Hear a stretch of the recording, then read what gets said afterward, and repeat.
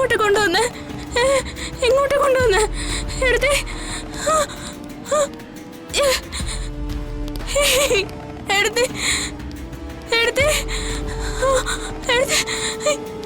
എന്നെ ഇങ്ങോട്ടേ കൊണ്ടുവന്ന്. നമ്മുടേത് ഒരു കുഞ്ഞു ജീവിതമല്ലേ. കുഞ്ഞു ജീവിതം എന്ന് താഴ്ത്തി പറഞ്ഞൊന്നുമല്ല, നല്ല സൗന്ദര്യമുള്ളൊരു കുഞ്ഞു ജീവിതം. The beautiful life. മനസ്സിലായോ?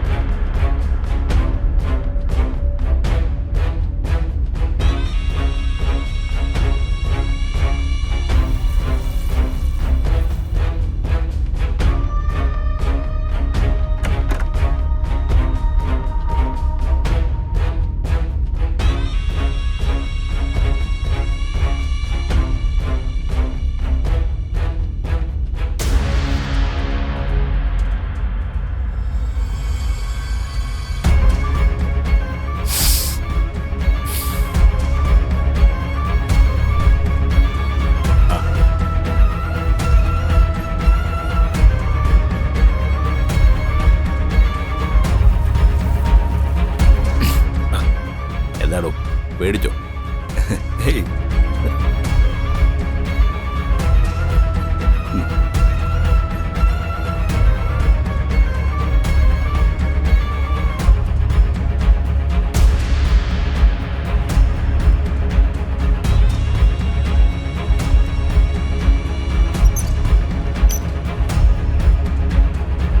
ഇരിക്കണോ?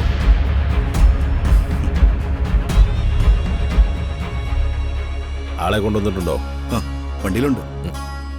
ആയിക്കോട്ടെ. സാർ, ചന്ദ്രശേഖർ സാറ് എല്ലാം പറഞ്ഞിട്ടുണ്ടാവുമെന്നറിയാം. പക്ഷേ വളരെ കെയർഫുൾ ആയിരിക്കണം. ഈ ഗായിക ശ്യാമയുടെ മുഖം എല്ലാവർക്കും സുപരിചിതമാണ്. എടാ, അതിനവരെ ആരെങ്കിലും കണ്ടാലല്ലേ. ഇരുട്ടിലൊരു മുറി കിടക്കുന്ന ആളെ ആര് തിരിച്ചറിയാനാടോ? അല്ല, ഞാൻ പറഞ്ഞു എന്നേ ഉള്ളൂ. താനിപ്പോ ഇരിക്കുന്ന ഈ കസേരയുണ്ടല്ലോ, ഇതില് പ്രധാനപ്പെട്ട ഒരുപാട് പേര് വന്നിരുന്നിട്ടുണ്ട്. അതിൽ ശത്രുക്കളെ കൊണ്ടുവന്നവരുണ്ട്, മിത്രങ്ങളെ കൊണ്ടുവന്നവരുണ്ട്, സമ്പന്നരെ കൊണ്ടുവന്നവരുണ്ട്, ദരിദ്രരെ കൊണ്ടുവന്നവരുണ്ട്. അവരെല്ലാവരും പറഞ്ഞ ഡിമാൻഡ് ഇതൊക്കെ തന്നെയായിരുന്നു. അതിന്റെ അർത്ഥം എന്താ? എന്റെ മുമ്പിലേക്ക് വരുന്ന പേഷ്യന്റുകള് പ്രസിദ്ധരാരാ പ്രസിദ്ധരല്ലാത്തവരാരാ അതൊന്നും നോക്കിയിട്ട് ഒരു പ്രയോജനവുമില്ല.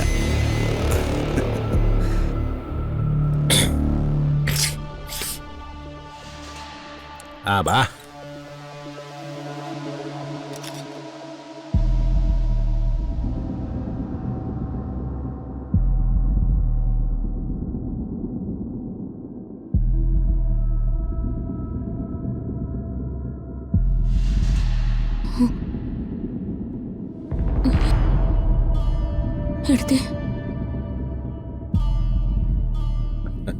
ഒരുപാട് മർദ്ദിച്ചിട്ടുണ്ടോടൂ? ഏയ്, ഒരുപാടൊന്നുമില്ല സാർ, കുറച്ച്. ചത്തൊന്നും പോവില്ലല്ലോ അല്ലേ? ഏയ്,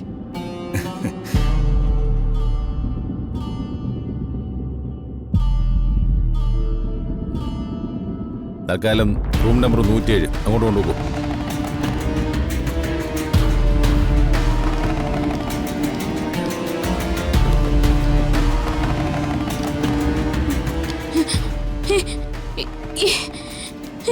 ആരാ നിങ്ങളൊക്കെ?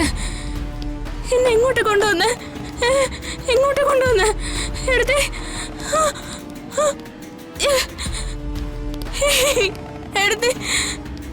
എടുത്തേ എടുത്തേ എന്നെ എങ്ങോട്ടേ കൊണ്ടുപോകുന്നേ?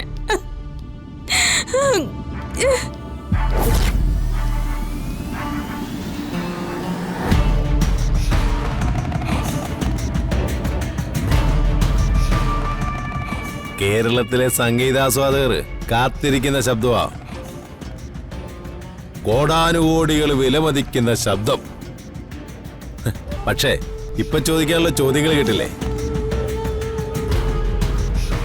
മഹാപാപമാണ്. ചെയ്തു കൂട്ടുന്നത് മഹാപാപമാണെന്ന് എനിക്കറിയാം. പക്ഷേ നമ്മളെ തേടി വരുന്നവരുടെ ആവശ്യങ്ങൾ നടത്തിക്കൊടുത്തല്ലേ പറ്റൂ ബെഞ്ചമിനെ. അല്ലാതെ ഗായിക ശ്യാമയോട് എനിക്കെന്ത് ശത്രുത? ശ്യാമയെ ദ്രോഹിച്ചാലേ പണം കിട്ടുന്നുണ്ടെങ്കില് ശ്യാമയെ ദ്രോഹിച്ചല്ലേ പറ്റൂ ബെഞ്ചമിനെ.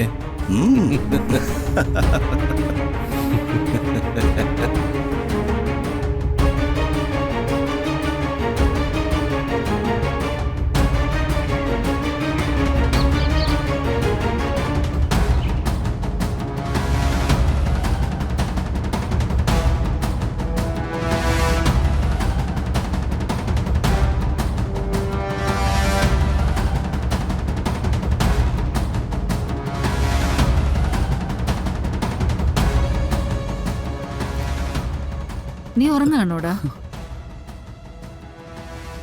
ഈ കൈയും കാലും ഇങ്ങനെ വെച്ചിട്ട് എങ്ങനെ ഉറങ്ങാനാ അമ്മേ? എന്നാലും നിനക്ക് ഇങ്ങനൊരു ഗതി വന്നല്ലോ.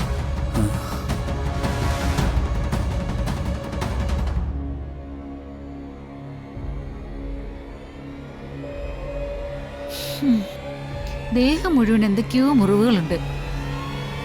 എടാ സത്യം പറ, നീ ആ സ്റ്റെപ്പിൽ നിന്ന് വീണത് തന്നെയാണോ? അതോ നിനക്ക് ഓർമ്മയില്ലാത്തതോ? എന്താ സംഭവിച്ചതെന്ന് നീ ഒന്ന് ഓർത്തു നോക്ക്.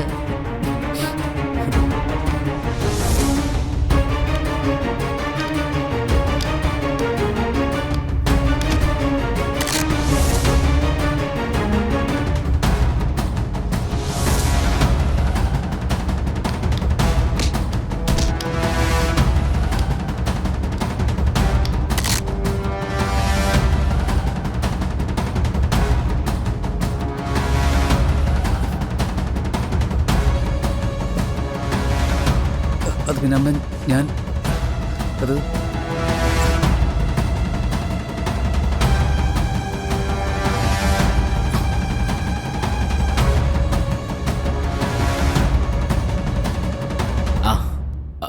ഒന്നുമില്ല ചെറിയമ്മേ, ഇവൻ ബോറടിച്ചിരിക്കുകയാണെങ്കിൽ അടുത്തു വന്ന് എന്തെങ്കിലും പറയാന്ന് കരുതി വന്നാ. ഇപ്പൊ എന്തായാലും ചെറിയമ്മ ഉണ്ടല്ലോ, നടക്കട്ടെ.